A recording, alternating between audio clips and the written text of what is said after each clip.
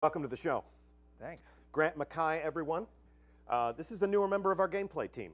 Correct. It seems like just yesterday, although it wasn't, that I showed you around the studio and I was joking around. I was like, oh, so you're the man who's here to nerf the Hunter. Right. Back then, the Hunter was a constant topic of conversation. Since then, we've seen some other subclasses come up and go out of, sort of the main conversations. When we first launched the Taken King, it was all about the Solar Titan and those hammers. When you heard that anvil strike, it was just like the only thing you would do is run. Now the Stormcallers are very much a thing that people are talking about. How do you react to those sorts of conversations? What are the things you think about when you take a look at the way subclasses balance each other in the sandbox? Well, mostly after you gave me so much trouble about the Hunter, I just kind of looked into what you played and decided to nerf that. Oh, okay. Thank Right. you so much. So it's my fault that we're having a Warlock design pass. It's not today. actually, yeah. So I was gentle, as you asked on Twitter. What we actually look at is how people are playing them, what they're using, and how actually successful that they are. Mm-hmm. And so if something's being used too much or too little, we try to use that as the metric to sort of balance on. If everybody's doing Warlock exactly one way, that's kind of a problem. It's kind of boring. Right. Give people incentives to embrace different archetypes. And empower the different kind of play styles that we have, that sort of thing. Okay, cool. Well, we have put the Warlocks under the microscope. Let's see how they're performing in the Crucible. And as we watch these people, we'll load up one subclass at a time, and we'll have you give us a sense of what you've changed and how that is impacting the way that they're performing in this Rumble fight. So who do we have up first? This is the Sun Singer. All right. And actually, you just saw him try to melee his way to victory with a flame shield there. And one of the more contentious changes, we've actually lowered the amount of shield that's going to provide for Sun Singers who try to run up and sort of win every fight. And we've also reduced the frequency at which you can acquire a flame shield. Okay. Beyond that, we looked at the other melees to try and bring them up a little bit so that there were other play styles there. So if you're running something like Solar Wind, that's going to be available a lot more if you want to like push a shotgunner out of your face or something. Gotcha. And then also Brimstone, more specifically in PvE, has got a nice damage boost, so you can cause like little miniature star explosions and have all sorts of fun. So talk about the super. This super's active now. So this is Radiance. What we did was tried to make some trade-offs in it. So if you're running Fireborn like 90% of the other players, you're going to notice it's not going to last quite as long. I think actually someone posted a video analysis of one of our previous Twitch streams and actually called me out on that before we had talked about it. But also we try to make it a little smoother when you're throwing the grenades. You're going to see maybe one or two more grenades in your super if you're not running Fireborn, and you're gonna see some extra buffs for your allies if you're running one of the other upgrades, that sort of thing. Okay, cool. Let's take a look at our next subclass. And what do we have here? This would be the Stormcaller, my favorite. Yes. All right. This was one of the first things you worked on here. Yes. Correct. Okay. So how is the Stormcaller different? What have you done? So we just wanted to adjust a few player frustrations. A lot of people were a little upset with seeing a Stormcaller pop their landfall like we just saw right there. There we go. And it would blow up a Titan bubble and blind everyone. So we've reined that in a little. You can't blow up Titan bubbles anymore, for example. And watch it drain. Right. It's not gonna blind everyone on the map anymore. Also, the builds that some people were running, where they chose all the perks to make their Storm Trance last essentially, half the match or whatever it was.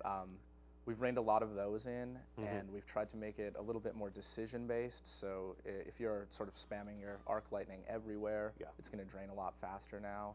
It's not as free anymore. You're going to have to think about it a little bit more.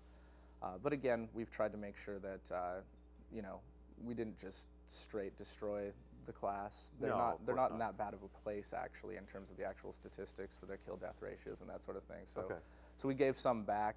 A little bit of it was aimed at PvE, where the aura that you have around you, if you take the perks for that causes damage, is a little stronger, and some more sort of user-friendly things on how they get their energy back in certain places and that kind of thing. That'll be in the patch notes. It does seem as if ever since we sort of teased that the Warlocks had a different future, the Stormcaller has definitely sort of dominated that conversation. That was the one everyone looked at and said, well, if you're working on Warlocks, but Stormcaller has had a glorious birth, and it's still going to be a badass. Any other changes that you would call out about the Stormcaller? I mean, nothing specific. It'll all come in the patch notes. We moved some minor numbers around and all that sort of thing, but probably don't want to hear me ramble about that too long. Well, and really, it's not as much about the math; it's about the way things feel. And if the super requires a little bit more decision making, I mean, that really is the Stormcaller experience. It's like, oh, my super's charged. Really don't need to think about this. Let's just pop it and go, Right. and just maraud through the map and just mow down anything you see. So if people have to make better decisions about when they use it and when they actually unleash the lightning, then that will create hopefully some more interesting engagements. So I guess nothing left to talk about except for my own personal favorite. No offense to your Stormcaller, I used it. It's actually my PvE class, but when I'm in the Crucible, I'm Void Fanged up, and I'm all about the Nova Bomb, all about the Nova Lance actually, because I love just having that extra rocket launcher on my person. So be gentle and talk to me about what you've done. What have you done to my Void Walker? So we didn't do anything to Nova Bomb. Okay. Okay. I'm glad now that you talked about that so much that I left it alone. Yeah. What we did try to do was emphasize the sort of gameplay personality that the Void Walker has. So they're lagging a little bit behind the other subclasses in terms of output. Okay. So we tried to bring him up a little, and we did that with sort of his energy vampire abilities. So you can see right now as he's playing, he's using sort of his melees and his grenades to sort of destroy people and rip out their souls and turn that into more super energy or more grenade energy, or to heal himself. Yeah. So the specific changes are again in the patch notes, but it's all about that cycle of using your abilities correctly to make sure you always have an ability available. That sounds like a lot of fun. I mean, and my playing style, as my thumb skills are not amazing, is definitely as a support player. Definitely somewhat of a brawler. I wear the Void Fangs because I like the grenades. I definitely try to punch my way out of any close encounter. Pardon me? It's interesting that you picked Warlock for that. I like it. This is how stupid I am. I just like the way they dress. I mean, yeah, maybe I should have been a Titan, but I like the glide. I like the fluidity of the movement also. So I'm definitely one of those players that makes emotional decisions. But the changes that you've made to the Void Walker are something that I'll probably have a lot of fun with. What specifically could we call out as we watch this Warlock fight? So, that was a hell of a punch. Nice. He had it going before, but he's kind of wasted his cooldowns. Not to put him on the spot or anything, but you've probably noticed even when they were playing earlier with the Thorn and stuff. Yeah. If you catch it correctly, you're going to get another grenade back really quickly on your energy drain abilities. So that's kind of the thing that happens when you melee people with your charge, or when you use some of your other perks and that kind of thing. I'll freely admit to you that I don't notice much. All I do is I see pretty combat and awesome explosions. You can see it right there as his cooldown was coming back. Okay. Very quickly.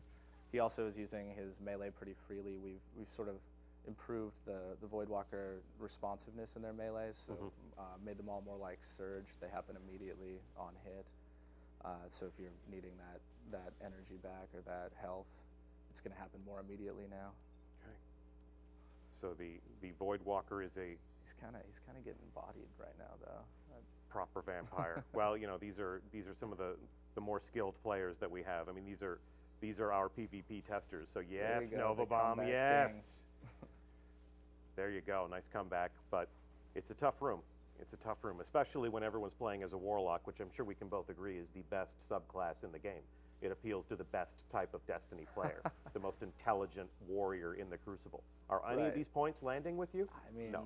This is I got the peanut gallery over here. Like you guys are like dueling Caesars over here. Obviously, watching this unfold on a stream is one thing.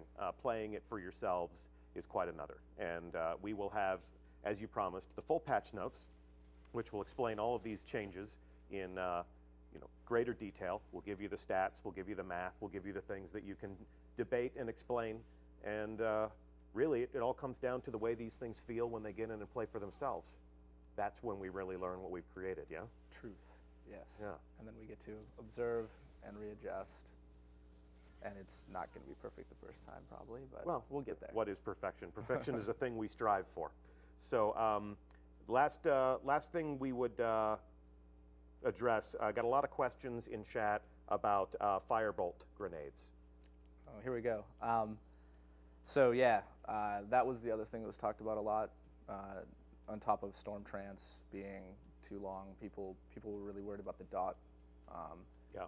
And the truth is, there's no simple solution there. So dots aren't just about the damage they deal. Yeah. I think John got into that a little bit. They are also about the amount of time you can see your opponent, even through a wall, because you see numbers coming out of them. And they're also about stopping their shield regen so that they can't re-engage you. And so a lot of the Sunsinger subclass is built around these dots and using them with Firebolt. Firebolt on its own is actually not that strong, but it's more the Viking funeral build, as it's called. Yeah.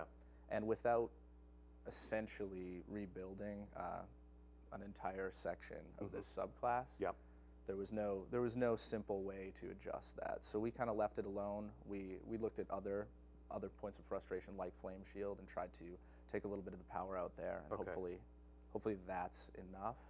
But we're still watching. So the word is firebolt grenades at this point in time are basically unchanged. Basically unchanged, yes. Okay. Not basically, they are unchanged. They are unchanged.